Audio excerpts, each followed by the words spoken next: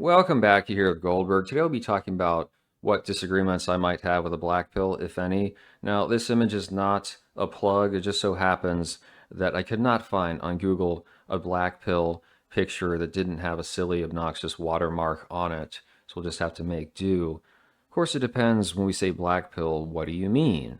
If your definition stems from viewing a quick DBGR video, or perhaps reading some government-funded academic who tells you it's just a bunch of angry cream cheese teenagers who are racist on the internet, pay them no mind, they need to have a positive attitude and do self-improvement.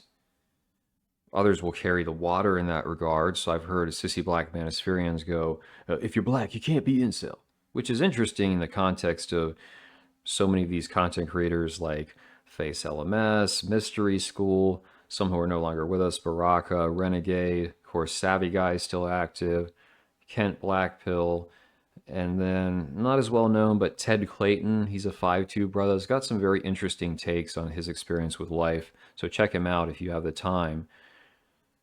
Then there's going to be the rehab room types going, Brother, just be white. or the bobblehead dashboard, if you're white, it's over. So very clearly, there's not one set of rules that applies in every instance. As far as JBW is concerned, it works if you're not a mental cell. And many of these wignats that are black pill or black pill adjacent, they have that problem. Like maybe it's a form of advanced autism, whatever. They're not able to just work on their skills and overcome that. Not everyone can. On top of that, you probably need to be in the right social circles, whether it's at school or the workplace. If you're just a white normie or sub 5 on a dating app, you might get some ethnic chicks, but they're more than likely going to be subpar ethnic chicks. Let's just be perfectly honest with that. By the way, and I'll say this just briefly, if you, let's say you're a white dude and you have to get into an LTR with a Grace Cheng or a Pooja, that in of itself is a black pill. If you're a brother, you can't find a decent black woman who respects you, treats you well, it's a black pill.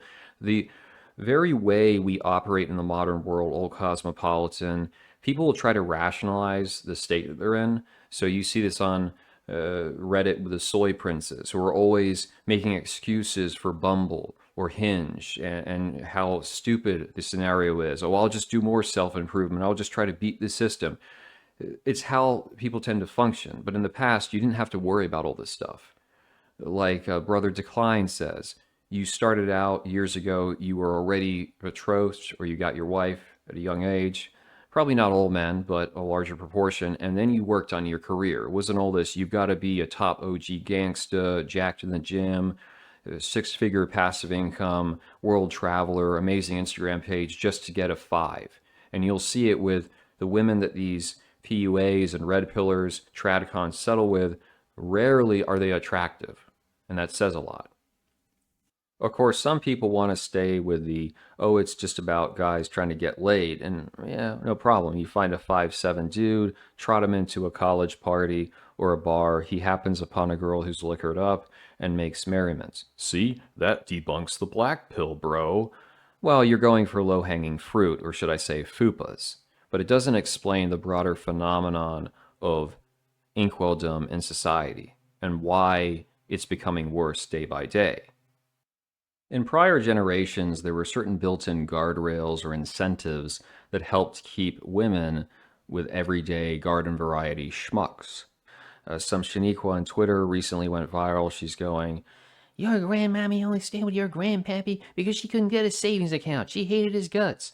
And there's some truth to that. They couldn't always get bank accounts. They couldn't get many jobs. They were limited insofar as where they could live because not all landlords would give them rental contracts if they were single females or banks mortgages. And you might say, well, that's terrible and oppressive, but today we're at an opposite extreme. They have almost any privilege they can imagine, but it's not making them more compassionate. They're not like, okay, I just want a regular guy. The standards keep elevating. They're contemptuous of men who they blame for still oppressing them. It seems no matter how much luxury a woman has, she's still being oppressed. So maybe I'm being unfair. And in the context of dating, You don't have many motivations for a top tier guy to settle down unless he wants to Henry Cavill Max have a family. So he's staying in the market maybe over 10 years. I mean, imagine being still dating when you're 35 or 40. That's just, oh my God, that's a nightmare. And for most women, with the attention they get and all the stimuli, all the input, it's really best for them to do the same thing. Plus, they're being told, oh, delay childbirth, have your career, don't get married, it's going to trap you. Many of their female relatives are telling them this too, by the way, so don't think it's just the liberal media or whatnot. And the typical woman probably assumes, based on how I've talked to them, that your average guy's out there smashing left and right, cheating on their girlfriend, when in truth, they're probably trying to put in a cheat code for the video game. Whenever a woman does get a slight whiff of the male experience, they tend to, it's going crisis. They have a breakdown. You saw this earlier in the year when a couple of chicks filed a lawsuit against Bumble because they said it's discriminatory towards us as straight women that we have to message men, that they have to say, hey, that's too much of a lift. And how can you deny this dynamic? No matter how empowered and rich and privileged they become, biology is incredibly strong. They do not want to be the one pursuing the man. At the end of the day, they still are looking to be chased, like a 1950s female. I mean, chased as an SED, not STE or STD. Forget about it. Even when they say, don't objectify me, you see them posting the duck face, the cleavage, the butt shots. J-Lo, she is this icon to so many girls. She is very rich, accomplished, talented. She breaks up with a fleck. What's her first move? Look at my butt. This is a woman in her 50s. You would think she might record a new song about her breakup, do some artwork, go work for UNICEF. No, it's going to be look at my butt on the internet. So they complain about men noticing them when they're sexualized, or I should say the wrong men noticing them, but they still want to play the same thing of I'm just the eye candy, even though I'm also empowered and independent. I don't know if women are conscious of this, like they know what they're doing, they're just hoping you believe their lies, or there's complete cognitive dissonance and they don't see anything wrong with it. So maybe it's just instinct, but as far as how they've been taught to react, no, I'm a empowered woman, I do what I want. You guys let me know your thoughts. A continuing problem with this model is that top tier men will poach women who, in a more sane society or circumstance, universe, would be with guys around their league. So I'll give you a story. It's about 2 years ago where I was working. You had this quite pretty indigenous Hispanic girl. No, not short, stubby with a huge head. She was, toned butt, flat stomach, athletic build, the right height. Yeah, she had a schnoz, but it didn't detract from her beauty. And I thought of talking to her, but I didn't come across her much in my schedule. So my friend, who he's not an inkwell completely, he's tall, he's gotten chicks before, but he's a normie. He got her number, but she's playing games. I drank really late last night. Oh, I overslept. So eventually he's like, screw it, I'm not going to mess with this. Not too long after, you see her walking hand in hand with Mr. Chadlantino. And the smile on her face, if you guys have ever been with a girl who's infatuated with you, she will never stop giggling or smiling. It looked like this girl's face was going to shatter from how joyful she was. This guy is model material, tattoos, mysterious look to him. You might go, oh, well, it's because of his personality. No, it's not his personality. The guy has a personality of a vacuum cleaner bag. He's whining and bitching all the time in a monotone voice, not even in kind of a hilarious fashion like I might be able to do. He's just basically a dead fish as far as personality goes. It's not charming, not charismatic, nothing of the sort. And what's even worse, he's like 13 or 15 years her senior.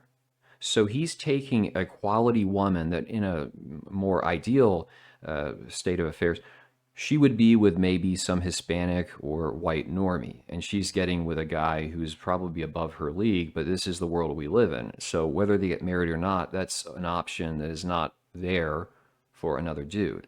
And again, living in the past, she would already be married, probably having kids, but it's this extension.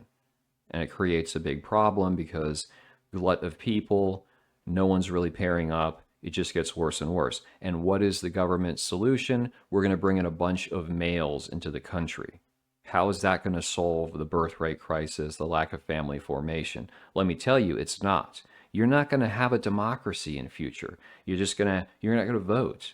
You're going to have an OnlyFans subscription, and the top 100 most popular booties will be the U.S. senators. It will be the Republic of Femdom. A significant byproduct of this whole set of social conditions is that, let's say you're the norm or you're sub 5 male, and you catch up with this chick 12, 15 years down the road. She's in her 30s, she's tired, she doesn't have the same SMV, she wants to have some kids, stop working, and you are the man. Just like Richard Jenkins said after Kevin Costner cucked him, well, I still got her love. Nevertheless, you're going to face punishments. You will pay for the transgressions of men earlier in her dating career. And no one really talks about this. Let me go to an example from the spring. So I messed around with this chick. She was very attractive. I didn't see her as a long-term prospect because she happened to be an atheist and anti-natalist, but I genuinely did enjoy her company because we could talk about stuff. She was intellectual. She wasn't just, reality TV and whatever's viral on Twitter. But the problem was, being that she was 30, she had had prior relationships, and that meant she had huge trust issues. She was constantly accusing me of lying to her, no matter what I did. You're lying about this. If I said, oh, I was planning to go to the store today, but then I didn't have time. Well, you lied to me when you said you were going to go to the store. Just kind of silly stuff. So even though she claimed, I can't live without you, if when you're around, I don't feel like harming myself, she then made up some stupid excuse how I was lying to her so we could not be together. And that's very much what you'll face. In fact, last year when I was quite active on Hinge, went out on a ton of dates, you saw this. It's not that the women won't smash, but they're trying to slowly mold you into a little cuck dancing simp. Ostensibly, what was that Marvel movie? It was called like Cucks of Future Past. And that's what they're trying to do. So you can make up every excuse. I stepped up. I'm the real man. I got the love. But just understand it's going to be that way. You see these men all over the place. These betas that walk around with females being disrespected. Many of them end up in open or cuckolded relationships. And you think it's an exaggeration. Start talking to folks. I've come across in the last couple of years like 3 dudes, all retired military, confirmed cuckolds. And so the idea that, oh, it doesn't happen, oh, it's just being exaggerated by the internet.com, you might want to check yourself because you're probably in the wrong. With all that being said, let's say you secure the bag, the booty, you enter into a relationship as a regular guy. You slid through the crack. Now you have to worry about who's going to slide into her crack. Yeah, you didn't think about that, did you? I've discussed this. Thinking Ape has done the same. The relationship black pill is massive. Simply because you manage to secure a woman does not mean you'll be able to keep her, form a family, and contribute to the bettering of the situation we mentioned earlier where no one's actually coupling and getting out of the market. In my case, the last girl I was dating seriously, I had some advantages going in. She was young. She never had a serious boyfriend. She was still with her V plates. So initially, it was going well. But the problem always comes about where all the options they will encounter on social media. See, if men can't handle excessive stimulation, women, they stand no chance. If you're showing them this is an ideal relationship, or you could be traveling here, you could be living this life, this is what this girl gets, this is what they cannot process it. It makes them lose their mind, and they always feel as though they're missing out. And that, for a woman, is a big problem. If she feels that she's not getting something another woman is, unacceptable. You also have to deal with the male coworkers or classmates whispering in the ear what they can give. That also goes along with the FOMO. And you've got the female friends, because more than likely, if you are in a relationship with a woman, her friends are not also going to be in LTRs. They're not going to be married. If that was the norm, if that was cool, women will be like, yeah, I want to get married soon at a young age. It's not the case. Their friends are probably, as in the case of the girl I was dating, her friends are running through guys every week, every other week. And although she had a pretty strong constitution if she was around me, as soon as she got in that environment, it was like, oh, wow, these girls, they're so independent. They're so strong. So that is the issue. You can strive and invest as much as you want in a woman, but still, it's difficult to control for these social factors, the technological factors, all these various forms of competition. So maybe you say, oh, you should just take her, run off to the mountains, no internet, you have a better chance. But she may not appreciate that lack of socialization because they are social creatures, most of them at least. It's one of those situations that's not easy to remedy. And so I'm not saying there's no exceptions, but most of the time, as I've always noted, the exception is on the way to proving the black pill rule. You may think, oh, it doesn't, oh, I'm a fat guy, I got married. Let's see how your wife is treating you. Let's see how it is a few years down the road. And eventually I'll do a video talking about maybe some effective copes, ways if you're trying to reproduce in this hellscape, what you might be able to do. But I'm just trying to point out, no, obviously, you're going to have those folks that they're the result of outcome-based education. And so they'll look at it and go, they see a meme. They're like, well, where are all these giga chads walking around? Like they can't intuit or comprehend anything if it's not this or that. So of course they're going to say, well, see, this disproves the black pill. Does it really? And how many of these people who think, oh, I beat the system are just a few months or a few years away from facing reality? And how are we going to address this problem on a broader scale so that society doesn't fall apart when men stop contributing? And then where are your taxes going to come from? Where's your consumer spending going to originate? All valid questions. I'd love to hear your thoughts.